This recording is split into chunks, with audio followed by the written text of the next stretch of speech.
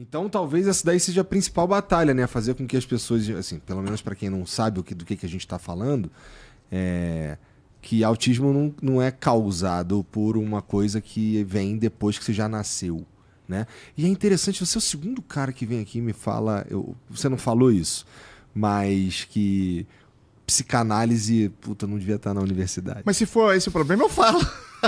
A psicanálise é uma pseudociência, né, cara? É uma coisa que não utiliza o método científico. Veja, eles podem eventualmente virar ciência, o problema não é esse. Mas hoje, ela não segue o método científico. Isso não é uma coisa única da psicanálise, né? É um problema crônico. Nós temos, por exemplo, a psicanálise, temos a homeopatia, no caso da medicina. No caso da educação, nós temos essa corrente que é a inclusão total, que também é uma pseudociência, que diz que alunos não precisam de apoio, que é só respeitar ele aprende. Então, as pseudociências, elas estão presentes na universidade de uma maneira importante. A psicanálise, especificamente, ela tem a ver com todas essas coisas que a gente está falando, porque ela cria um discurso político que parece fazer sentido para as pessoas, porque ela tem um apelo narrativo, bonito, né, cara? Umas palavras bonitas, né? Utiliza a mitologia grega e tal. E assim, hoje você tem Brasil, Argentina e França, basicamente, que tem psicanálise, né? Forte, assim. E isso traz um problema muito grande. Por quê? Porque isso tem impacto em política pública. Dia 2 de abril agora, foi publicado pelo Ministério da Educação, Ministério da Saúde, desculpa, uma postagem sobre autismo. E está dizendo o seguinte, só pode fazer o diagnóstico depois de 3 anos. Cara, isso não existe. Isso é uma coisa que é combatida por todo mundo que fala de ciência no mundo inteiro. Meu filho, em 2010, foi diagnosticado com 2. Pois é. Os estudos 2010. mostram, estudos principalmente da Universidade da Califórnia, no campus San Diego, uma pesquisadora chamada Karen Pierce. Eu tive a oportunidade de entrevistá-la lá. Ela demonstrou o seguinte, uma pesquisa longitudinal durante o tempo, que você consegue fazer um diagnóstico com estabilidade com 1 ano e 2 meses. E, cara, você tem um monte de estudo que compara quando você faz a intervenção pequenininho e quando você faz a intervenção depois dos 3 anos. É brutal, a diferença é brutal. Portanto, inclusive, tem estudos com irmãos de autistas, né? Porque a tendência é, se você tem um filho autista, você tem muito mais chance de ter um segundo filho autista, por essas questões genéticas. Então, já tem alguns estudos sobre sinais de autismo em bebês. Que, obviamente, você não vai fechar o diagnóstico num bebê muito pequenininho, mas dá para você fazer algumas intervenções para não gerar já aquela cascata de prejuízos, porque o bebê não olha no rosto. Se ele não olha no rosto, ele não vai aprender. Como que ele vai aprender a falar se ele não olhar para a mamãe, o papai mexendo a boca, que ele vai aprender a imitar? Então, esse tipo de coisa gera uma cascata de prejuízos depois. Já tem alguns estudos sobre isso e até intervenções para serem feitas em bebês, mesmo que não haja o diagnóstico. Mas se tiver sinal de atraso no desenvolvimento, você já pode agir ali. Exatamente. Entendi. E suponho que sejam assim, são coisas que dá para fazer sem, caso não seja um bebê autista, também não causa prejuízo nenhum. Então, portanto, não tem por que não fazer mesmo. Exatamente, mas aí tem esse discurso que é muito corrente de mas tudo agora está patologizando, até na hora de falar, está patologizando, rotulando as crianças. Gente, na verdade, quando você não identifica que existe um atraso no desenvolvimento e você não age, você está roubando daquele bebê a oportunidade de ter mais autonomia no futuro. Isso é criminoso, na verdade.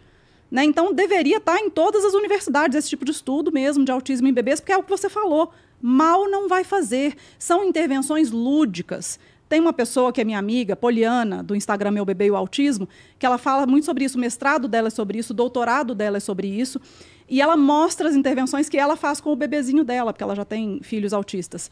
É lúdico. Coisas para atrair o olhar do bebê para o seu rosto, pintar o nariz de palhaço, fazer brincadeiras, fazer muita cara, muita boca, aquela coisa toda. Então, são coisas que, se todos os pais pudessem receber um treinamento no Sistema Único de Saúde, ia ter um impacto futuro enorme, mas, infelizmente, o nosso país ainda não sabe essa coisa de política pensando em longo prazo. Né?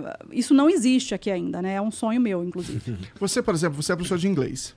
Se você pega um bebê e fala para ensinar inglês para um moleque de 1 ano, 2 anos, cara, em 1 semana ele aprende mais do que eu, velho, se eu ficar 1 ano nos Estados Unidos. 1 semana, 2 semanas. É impressionante, cara. Agora você imagina se eu pegar um bebê autista e eu vou fazer estimulação, vou ensinar para ele, e eu vou pegar um menino já mais velho. A diferença é brutal. Assim, a plasticidade cerebral é uma coisa que todos temos, certo?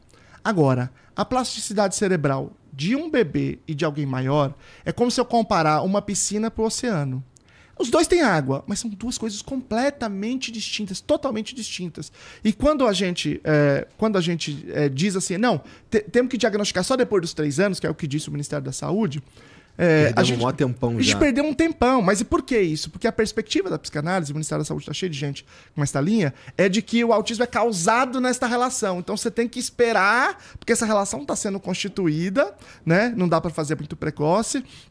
E que isso é uma medicalização, uma coisa assim. E aí você está perdendo a faixa mais crítica desse processo de apoio. Os estudos comparativos, eles são gritantes, né, em termos de qual o efeito que você tem. E se você tem efeitos diferentes, esse efeito não resolve por você esticar mais a intervenção. É assim, você perdeu a oportunidade, acabou.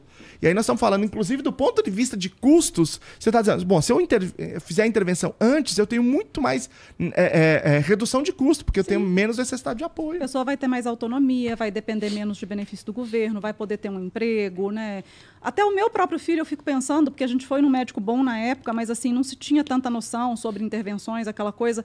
É inevitável, né? Eu fiz o que era possível com o que eu sabia naquela época. Mas eu não sei como teria sido o desenvolvimento dele se eu tivesse o nível de informação que eu tenho hoje, né? Então, é obrigação da gente fazer com que as pessoas tenham esse tipo de informação, para que não percam tempo mesmo nesse desenvolvimento da criança que é tão importante. Então é no que os pais deviam estar prestando atenção? Assim, vamos dizer que eu sou um pai de primeira viagem que tem um filho que tem 1 ano e 6 meses. Mas eu não vi nada também, sabe? Eu não sei o que eu devia estar procurando, se eu devia estar procurando alguma coisa. Tem alguma coisa, algum jeito da gente olhar para essa questão, para quem não faz ideia do que está procurando? Bom, para começar, a caderneta de vacinação do SUS tem ali os marcos do desenvolvimento que dão uma dica já para quem quiser dar uma olhada. Outra coisa um bebê de 1 ano e 6 meses, ele precisa olhar quando você chama ele pelo nome. Quer dizer que é autista se não olhar? Não, pode ser um problema de audição, mas tem alguma coisa. Ele tem que olhar quando você chama ele pelo nome. Tem que imitar, dar tchauzinho, mandar beijinho, bater palminha, essas coisas que crianças fazem. Tem que falar. E isso é o mais importante, porque o que a gente mais escuta, e eu lembro que na época que o Theo foi diagnosticado, eu participava de uns grupos de mães no Facebook, e era um tal de mãe aparecer e falar, meu filho tem 2 anos e meio e não fala, mas o pediatra falou que cada criança tem seu tempo, que o Luciano falou aqui antes. Isso é uma coisa, uma frase que é espalhada no meio da pediatria em muitos profissionais e que atrasa o diagnóstico da criança e, portanto, vai atrasar o desenvolvimento dela. Porque a verdade é que criança de 1 ano já tem que estar falando uma palavrinha com intenção comunicativa. Papai, mamãe, água. Porque o meu filho cantava músicas do Cocoricó inteiras, mas ele não me chamava mamãe, não pedia água, né? Menina, principalmente, menina com atraso de fala é mais grave ainda, porque a menina costuma falar antes dos meninos até. Então, atraso de fala não é normal. E às vezes eu até fico rindo, porque eu vejo pessoas que falam assim... eu vi o Luciano falando isso outro dia. Poxa, mas meu filho demorou a falar, mas eu também demorei muito a falar. Eu também era assim, minha mãe fala que eu era igualzinho. Ops, né? Na verdade, você vai descobrir que não é que o seu filho não tem nada, é que você também, porque a gente está falando de uma condição genética. Então, tem algumas coisas que são muito marcantes. Criança tem que compartilhar interesse. Trazer um brinquedinho que ela gostou para te mostrar alguma coisa, apontar. Se você aponta, ela tem que olhar. Então, são sinais bem clássicos que, com essa idade, assim, você já consegue perceber. Entendi. Tá. E vamos dizer que não percebeu ou era alguma coisa assim ainda mais leve e tal. Quais são... o que eu tenho que estar olhando numa criança um pouco mais velha, ali já chegando nos 10 anos? Com 10 anos, você já tem... tem muitos indivíduos que têm o diagnóstico por essa idade. Esses indivíduos, de um modo geral, são indivíduos que têm a fala preservada e que têm a cognição preservada, né? Antigamente, o autismo ele era dividido em tipos. Você tinha uma categoria chamada transtorno global do desenvolvimento, aí você tinha transtorno desintegrativo da infância, transtornos globais do desenvolvimento sem outra especificação, autismo e uma categoria chamada síndrome de Asperger, tá? Então, ela não existe mais, mas ela existiu até 2013. Essa categoria provavelmente é desse indivíduo que chegou a 10 anos sem o diagnóstico, que é o nosso caso, por exemplo, aqui, né? Esses indivíduos, apesar deles terem a fala preservada, eles não têm a comunicação social preservada, que é muito mais complexo. E à medida que ele vai crescendo, as demandas sociais vão crescendo, começa a ficar mais clara esse prejuízo, né? Então você tem, por exemplo, indivíduos que têm dificuldade em iniciar e manter relações, que é uma das categorias lá. Ele não consegue interagir no grupo, ele não consegue entender falas que têm figuras de linguagem como metáfora, como sarcasmo, piadas. E aí principalmente quando vai chegando a adolescência, vai ficando mais brutal, porque os adolescentes, eles são cruéis, né? Sim. Então ele não consegue interagir, e ele tem outras características comportamentais que tem a ver com a fixação numa coisa, né? O Rituais hiperfoco muito famoso, específicos. né? Só quer falar daquilo que é o hiperfoco. Bom, até eu faço isso. E aí, hoje. socialmente, isso vira um problema. Porque, assim, o hiperfoco, quando nós estamos falando de indivíduos como os nossos filhos, o hiperfoco tem mais a ver com o objeto. Então, meu filho gosta da textura. Mas quando é esse nível 1, né, esse antigo Asperger, tem mais a ver com o tema. Então, vou imaginar o seguinte, olha. Vamos imaginar um amigo que ele gosta muito de tecnologia. O filho de uma amiga. E aí diz assim, pô, legal, esse moleque gosta de tecnologia. Legal. Só que é o seguinte, eles gostam de falar, o que é melhor, iPhone ou Android? Eles não gostam de falar, assim, qual que é a peça da IBM de 78 de que compunha... Entende? É um nível de aprofundamento muito grande. Se a gente for falar de videogame, todo mundo gosta de videogame, né? Agora, ninguém quer saber qual foi o primeiro videogame, quem foram as pessoas que fizeram e qual era o conceito do primeiro videogame, etc e tal. Então, mesmo que seja um tema comum, esse tema, quando a gente fala de hiperfoco, é num nível que traz prejuízo para o indivíduo. Então, a gente vai observar assim, qual é o nível das relações sociais desse indivíduo, quais são os comportamentos repetitivos e estereotipados desse indivíduo e principalmente neste nível da socialização é que por volta dessa idade a gente vai ter o diagnóstico. Qual que é o problema? Você fala assim, mas você pode ter a compreensão como a André, pode ser a personalidade, ele é mais retraído, ele é mais alguma coisa. Uhum. O problema é que o adolescente, ele é um bicho social. Ele não quer saber de pai, mãe, não presta, é só os amigos que prestam. E olha que na nossa época não tinha rede social. Não né? tinha, imagina agora. Então, ele está sempre voltado para o outro. E aí, como ele é socialmente mais incompetente, ele não consegue interagir, tem muito bullying, a relação é muito ruim, isso começa a fazer o seguinte, começa a ter uma contradição que é a seguinte, bom, toda vez que eu interajo, eu não consigo interagir, eu tento, não consigo, eu sou punido. Alguém tira sarro de mim, me xinga, etc e tal.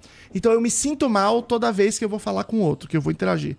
Só que eu tenho uma pulsão poderosa para falar com o outro. Olha a contradição. Eu tô sentindo o dia inteiro a vontade de interagir e a vontade de interagir me produz sofrimento. Aí você tem quadros de depressão, ansiedade, ideação suicida.